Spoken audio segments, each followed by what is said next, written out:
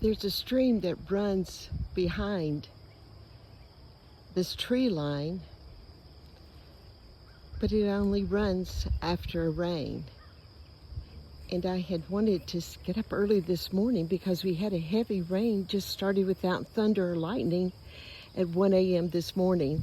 And I wanted to come and see if there was a rushing stream down here today, because when it rains, this can really move on.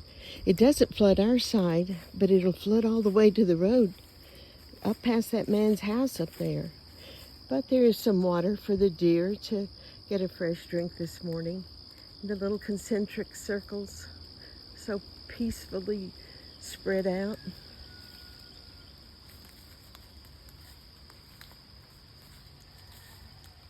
Little drops of rain hanging to the end of the evergreen.